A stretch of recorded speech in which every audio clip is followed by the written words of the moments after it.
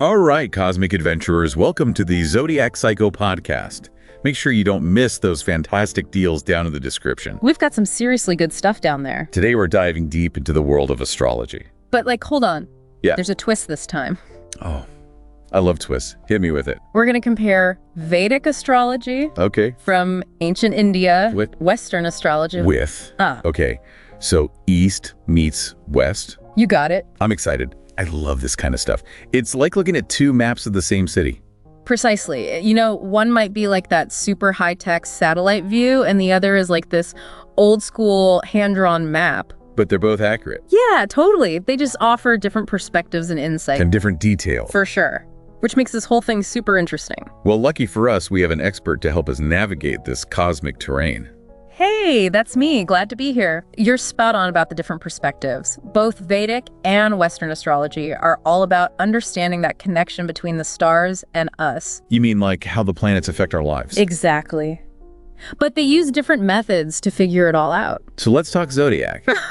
It's wild to think there could be two different zodiacs. Right. How's that even possible? Well, Vedic astrology uses this thing called the Sidereal Zodiac, which factors in something called the precession of the equinoxes. Whoa, big words.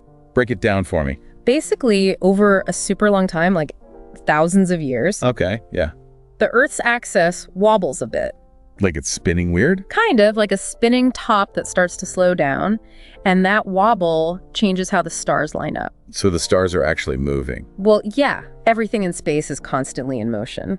Never thought of it like that. It's just on such a massive scale that we don't notice it in our daily lives. Yeah. Anyway, this whole wobble thing creates a difference of about 23 degrees between the sidereal zodiac and the tropical zodiac, which is what Western astrology uses. Hold on. 23 degrees, that means. Someone could have a different sign in Vedic astrology than they do in Western astrology. No way. Yeah. So if I'm an Aries in Western astrology. You might actually be a Pisces in Vedic astrology. Whoa.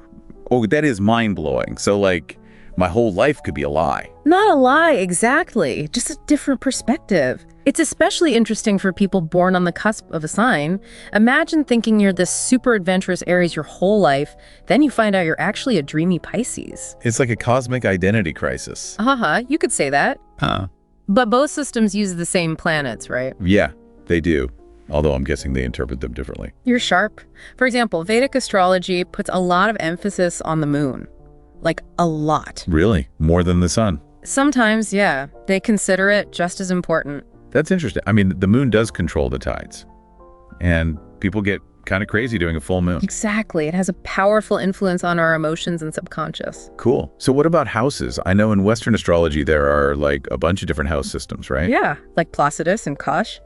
But Vedic astrology keeps it simple with the equal house system. Equal house system. So that means... It divides the birth chart into 12 equal sections. Each house represents a different part of life, like career, relationships, all that good stuff. Western astrology, though, it gets more complex with all those different house systems and calculations. Right, so it's like looking at the same thing through different lenses. Exactly. Each system highlights different areas of your life. Let's talk about time. I know Vedic astrology has this idea of dashas, right? Yes. Dashas are like these planetary periods, and they're pretty important in Vedic astrology. They basically give you a roadmap of your life, showing the main themes and challenges you'll face during specific times. So it's like a cosmic calendar. Exactly. It tells you which planet is kind of like running the show at any given time. Wow, that's pretty cool. What about Western astrology? Doesn't it focus more on transits? You got it. Transits are when we look at how the planets are moving right now and how they interact with your birth chart. So it's like watching the planets dance across the sky and seeing how their moves affect us down here on Earth? Yeah, that's a great way to put it. All right, last thing I want to touch on is remedies.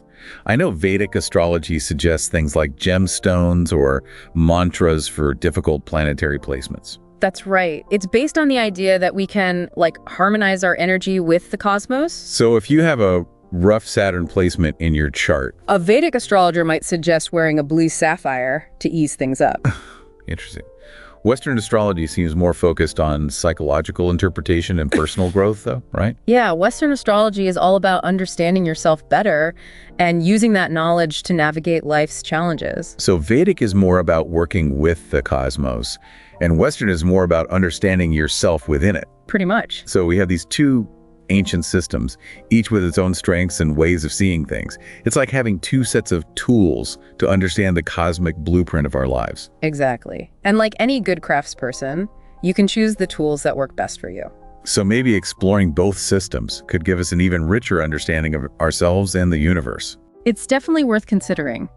Combining these two approaches might just unlock a whole new level of self-awareness. It's like fitting two puzzle pieces together to see the bigger picture. Exactly. Well, this has been a fascinating deep dive. Remember, folks, no matter which system resonates with you, understanding your cosmic influences can be super empowering. And don't forget those amazing offers we talked about. Links in the description. This has been the Zodiac Psycho Podcast, signing off. See you next time.